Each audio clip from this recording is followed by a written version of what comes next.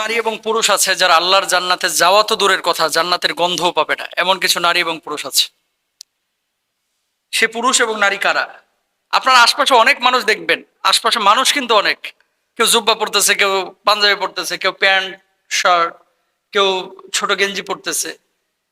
মেয়েদের পোশাকের ক্ষেত্রেও কিন্তু অনেক ভেরিয়েশন আপনারা দেখতে পাবেন।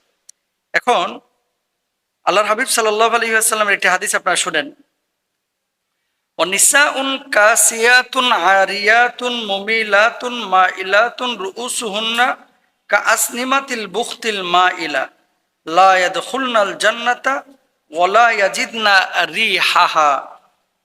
ওইসব নারী যারা হবে পোশাক পরিহিতা কিন্তু নগ্ন, যারা পরপুরুষকে আকৃষ্ট করবে এবং নিজেরাও আকৃষ্ট হবে।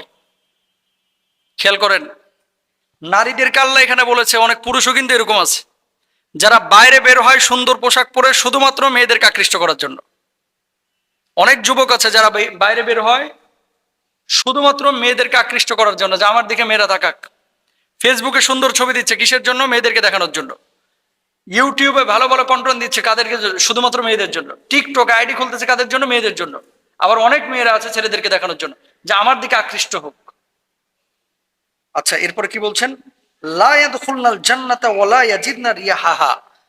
আল্লাহর হাবিব বলছেন এরা জান্নাতে দাখিল তো হবেই না, জান্নাতের গন্ধও পাবে না। তাহলে হাদিসের শুরুর অংশ কি? ওই সমস্ত নারী যারা পোশাক পরিহিতা কিন্তু নগ্ন। খেয়াল করেন, আমার কিছু মা বোন আছে এই বাংলাদেশেও,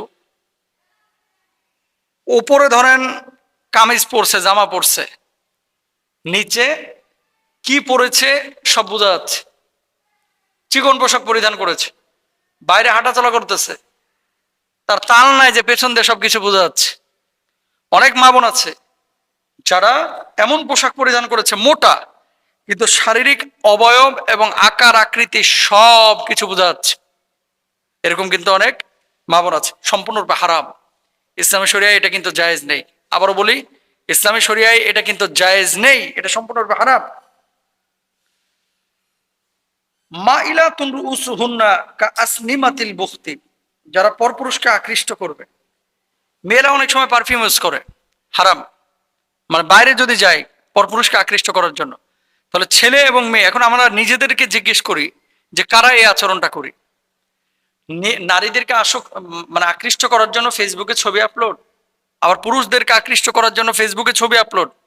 এই আচরণগুলো কারা করে? তারা জান্নাতের গন্ধ পাবে না, জান্নাতে তারা দাখিল হবে না। আল্লাহ সুবহানাহু ওয়া তাআলা পবিত্র কোরআনুল কারীমে কি বলছেন? সূরা আন-নিসা 148 নম্বর আয়াত, খেয়াল করেন। লা ইউহিব্বুল্লাহুল জাহরা বিস-সুই মিনাল কওলি ইল্লা মান যুলিম ওয়া কানাল্লাহু সামিআন আলিমা। কি বলছেন? আল্লাহ কোনো মন্দ কথার প্রচারণা ভালোবাসেন না, তবে কেউ অত্যাচারিত হয়ে থাকলে তার কথা স্বতন্ত্র, এবং আল্লাহ শ্রবণকারী মহাজ্ঞানী। আন-নিসা 148 নম্বর আয়াত। কি বলছেন? মন্দ কথার প্রচারণা এটা আল্লাহ ভালোবাসে না, তবে অত্যাচারী হয়ে থাকলে সেটা ভিন্ন। আল্লাহ শ্রবণকারী এবং মহাজ্ঞানী। কথার ক্ষেত্রে অশ্লীলতা কেউ আমরা প্রকাশ করি, শারীরিকভাবে আমরা কেউ অশ্লীলতা প্রকাশ করি, অশ্লীল কথা বলতেছি, হারাম। শারীরিকভাবে অশ্লীলতা প্রকাশ করতেছি, হারাম। অশ্লীল কথা, অশ্লীল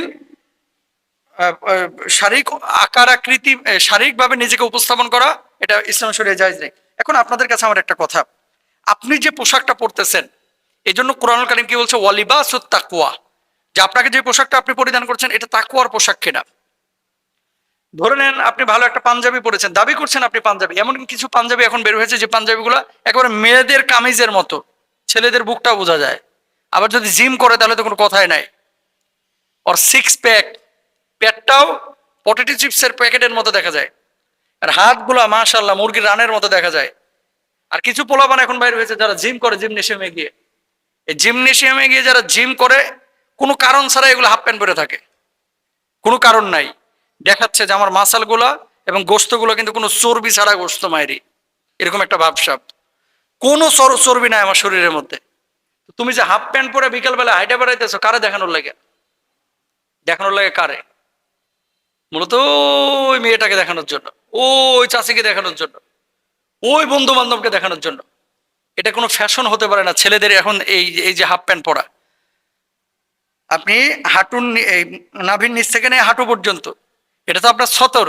কিন্তু আল্লাহর হাবিব তো কখনো জীবনে একবারও কিন্তু এরকম বাইরে হয় নাই, একবারও বাইরে হয় নাই। নবীজির স্ত্রীরা কখনো এভাবে বাইরে হয় নাই, তাহলে আপনি কেন বের হচ্ছেন? জায়েজ নেই। আল্লাহ তাআলা আমাদেরকে বোঝার তৌফিক দান করুন।